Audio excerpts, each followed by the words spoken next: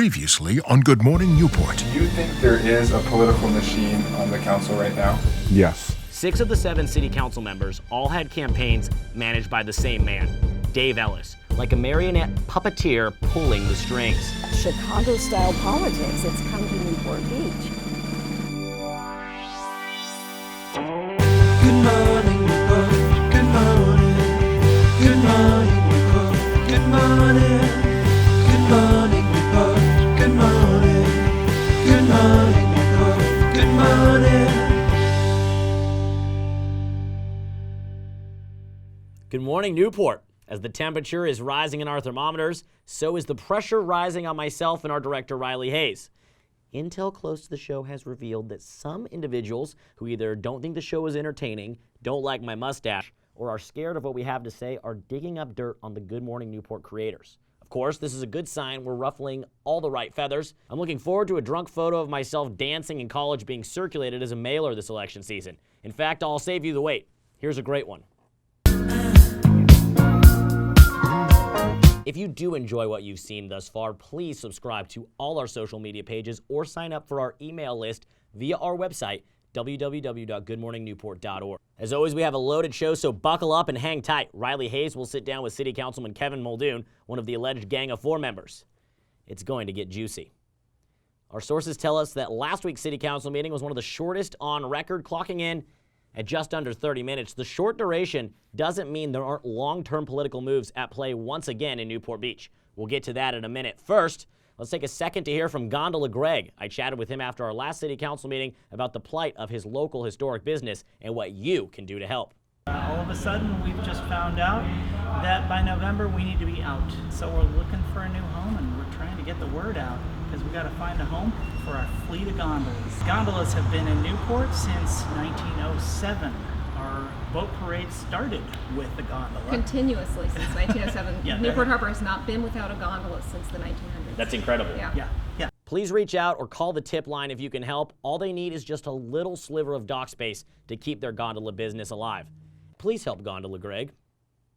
At our last city council meeting, the council finally gave their approval for the creation of the city's own harbor department. While the department will be smaller than harbor aficionados had originally hoped for, those close to the project call it a step in the right direction for the city to take more ownership of what some consider to be the crown jewel of Newport Beach, our harbor. Now, let's throw it back to a city-sponsored event from a couple months ago that left us scratching our heads. So we have the Newport Beach resident document shredding event Saturday, May 12th, 8 to noon at the Harbor Day carpool lot. It's free to residents, no limit on quantity, sponsored by our trash hauler, CR&R. If anyone's got incriminating evidence they want to dispose of, come on down to City Hall and we'll shred that. That's right, ladies and gentlemen, a city-sponsored document shredding event.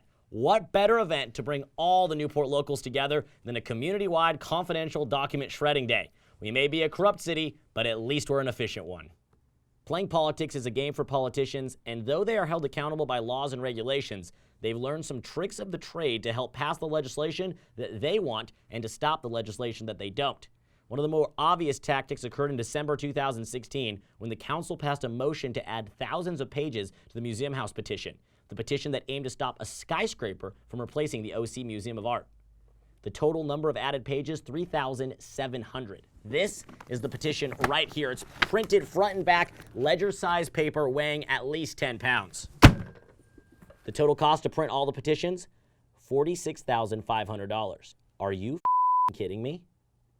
Imagine if our founding fathers had to include every edition of Poor Richard's Almanac just to legally declare they wanted independence. We'd probably still be saying, God save the Queen. By forcing so many physical pages to be included on the petition, the council was making it way harder for the petition to gain signatures. What's even more messed up is that the majority of the people carrying around the petition were over 70 years old. They had to get rolling suitcases just to carry it around. Imagine little old granny carrying this around for the sake of democracy. Despite this setback, the petition was successful, a true sign that the community really didn't want the skyscraper. We owe a special thanks to Line in the Sand for spending the time and money to stop this development. You can thank them with volunteer time or a donation on their website, lineinthesandpack.com. Why are we bringing up this old dirty trick? Because the same people are doing it again, this time in a not so obvious way. As discussed on our last episode, the Taxpayer Protection Act will be on November's ballot. Newport Beach citizens will vote on whether they or the city council gets to decide to incur debt for projects over $50 million. Whether you agree with the sentiment of the Taxpayer Protection Act or not, you get to vote in November whether to pass this piece of local legislation. Here's the thing you need to be aware of, though. On the November ballot there will be an argument for and an argument against the proposed measure. The pro-Taxpayer Protection Act argument is written by the council people who put their names on it. Kevin Muldoon, who will join us later in the show, Scott Piotr, and Mayor Duffy Duffield. The direct argument against the measure should be authored by those who are truly against it, but instead, it was authored by Newport Beach resident Bob Rush, who's good buddies with Team Newport mastermind Bob McCaffrey, who's in cahoots with Dave Ellis. A group of 4 citizens, former mayors Mike Henn, Keith Curry Rushhill, and former Mayor Pro Tem Gene Watt, did turn in a legitimate argument against the measure. They turned it in at 4:31 p.m. on July 3rd. Bob Rush turned in his argument against at 11:36 on the same day. Therefore, he gets precedent. We have yet another example of voter manipulation. Here's why. Let's say you walk into the ballot box in 4 months and you read the for and against arguments provided in the sample ballot. You'll be reading an against argument that was strategically written by a pro-argument individual. Imagine if the argument against a gun control measure was written by the NRA, or if OJ's legal team got to make the closing statement to the jury for both the defense and for the prosecution. It's not fair. This isn't the first time this has happened either. Bob McCaffrey used the exact same tactic in 2016 when he wrote the argument against Measure MM, a measure supported by his own Team Newport. Stay woke, Newport Beach, and vote as you please, but don't let it go unnoticed that there are citizens, once again tied to political string puller Dave Ellis, who are playing dirty politics with our city and hoping that their tricks will work on an uninformed electorate. Unfortunately for them, we will continue to expose their dirty tactics. Now let's go to our director, Riley Hayes, who's sitting down with one of the alleged members of the Gang of Four, City Councilman Kevin Muldoon. Thanks, Alex. I'm here with Councilmember Kevin Muldoon. Thanks for joining us, Kevin. Yeah, good morning. Great to be here. Thank you. So, what do you think about Newport Beach citizens claiming that you are on the political machine known as the Gang of Four? Oh, yeah. Well, I could see why some would think that because we have the same consultants and they're my friends. There's no doubt about it. And I've heard of other councils where they vote in lockstep, and I just think our voting is very different. What do you think about when you make a decision on the council? Sometimes we have a lot of feedback from the residents, which is helpful, so I kind of know how they feel going into a vote. I try to listen to the residents for the most part. I'm not always perfect at that, of course. And the most important thing I think is that I think it's ethical. It fits with my own principles. You don't want to regret any votes. Yeah, the one thing I've noticed, it seems like you do have a strong set of values that you like to maintain when you're talking about why you're making certain decisions. Well, I appreciate that. One thing I learned from law school is a lot of times, even if people disagree with you, if you articulate why you feel a certain way, they'll respect it and they'll understand it. And I really think a good judge does that. A good council member should also try to make it clear why they're supporting something or voting against something. So one of the big things that I saw that was alarming to me was with the museum house, the motion to add all the additional pages to the petition, and you voted for that. How come? So what happened was Ed Sullish at the time, who really is the guru when it comes to development, introduced a motion that would require a lot of information to be provided to the voters. I made the motion to reduce it, to make it smaller. There's some stuff that I thought was frivolous, so I think we removed an EIR, or there's some component that was removed. But at the end of the day, I supported what we all voted for was the project, which included Ed Sullivan's addition. If you ask Ed why he did it, he would say, well, because that way the voter had all the information. I'm glad that I made the motion to reduce it, but it's certainly a hot button issue for a lot of residents, and I understand that. Yeah, it definitely is, because it was 3,700 around their pages, and then the reductions was only around 20 or 30 pages. Oh, is that how much came out? Yeah, and the EIR, the environmental impact, was the bulk of the. Okay. From my understanding. Yeah, so you really looked into it. Yeah. Do you think that it was, for other council members who brought that motion to the table, at all malicious to try to stop the petition from stopping the development of the museum house? I don't think that was Ed's motivation. You'd have to ask him, but I didn't think it was malicious. The other big thing that I personally witnessed, where I thought the Gang of Four could be true, was the retirement of Dave Kiff. Mm-hmm. It looked like O'Neill and Duffy Duffield may have talked behind the scenes to make that happen. Mm-hmm. Were you at all a part of conversations before that city council meeting, or even aware that that was happening? No, I wasn't aware of the meeting or what was going to happen. I was aware that when I was mayor, Dave had mentioned that he was going to retire in November, and it was a constant conversation piece for him with us. Hey, do you want me to leave? We'd always say, no, we don't want you to leave.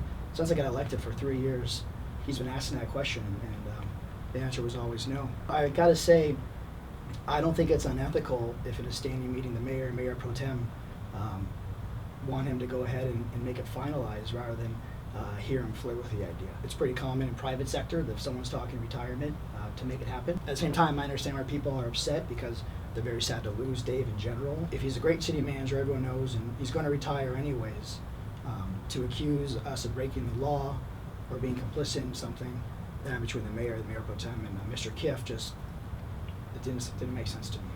Do you think that the allegations that it was a Gang of Four plan to get Dave Kiff out early so that they can elect their own city manager before re-election, is that just hearsay in your opinion? Well, it would have required me, so I know if I'm not involved, it can't be true. I mean, I definitely understand why someone could infer that or believe that to be true, but I didn't see any evidence of it on my side either. I just saw a lot of people who are upset, and I understand why they're upset. And, you know. So to kind of clear the air of this whole Team Newport Gang of Four thing, a narrative we've been discovering is that Ball and McCaffrey did not like the dock tax that was in place, and then worked with Dave Ellis and maybe others to get 4 people elected under Team Newport that could then overturn the dock tax. Yeah, so that was definitely one of the rallying cries. There was a lot of people in the harbor that were really upset, not only about the fee increase in the docks, but how it was done. And they certainly were looking to reduce that, what they saw as 2 things, a large increase on the fee, went from 0 to a certain dollar amount based on square footage, and a taking because now the city had the right to seize the docks. So that was definitely a rallying call. It's a platform I ran on, which is, you know, I believe in lower taxes and fees, and I don't think the government should overreach when it comes to taking personal property. So there was a large percentage of people in the harbor who were behind us for that. But according to you, there is no Gang of Four. Well, you know, I think I want to be a representative of the people. This is the biggest honor, and I try not to be grouped into a group like that, and I try to represent the people to the best of my ability without trying to undermine, you know, how critics feel. I understand why they feel that way. No, I really try to be my own person, try to represent the best of my capabilities.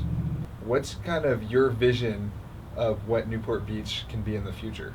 So I appreciate that question, Riley, because this is kind of my passion. I think the future of cities is fascinating. It's going to be heading towards an Internet of Things. You know, I introduce special technology at the libraries and public buildings that allows people who are hearing impaired, need sign language, or English is not their first language, to interface with someone who can interpret for them and then relay their concerns or questions to our staff. So we're the first official deaf-friendly city in the United States. And that's another example where I think technology is just going to continue to improve our lives. We already have an amazing quality of life. But I think technology is going to keep bringing that forward in our community and help people deal with a lot of frustrations like traffic, crime, other things that really upset. Well, Kevin, thanks for joining us Thank today. you. I really appreciate it. Really appreciate Yeah, it. good. Back to you, Alex. Thank you, Riley, and thank you, Kevin, for joining the show. Let this serve as a reminder and an open invitation to everyone on City Council. We'd love to have you all on. We'd even like to have some non-City Council affiliated people on. I'm looking at you, Dave Ellis. That's all the time we have for this week. As Roger Daltrey and The Who once sang, we hope you won't get fooled again this election season. Stay tuned to Good Morning Newport so that doesn't happen. And tip line's ringing once again. Good Morning Newport tip line. Wait, you're telling me you have footage of Councilman Brad Avery actually speaking at a city council meeting? Okay, I'm definitely going to need to see this. For my crew, for my director, Riley Hayes, this is Alex Crawford saying, from the back bay to the wedge, from Newport Coast to the river jetties, Good morning, Newport.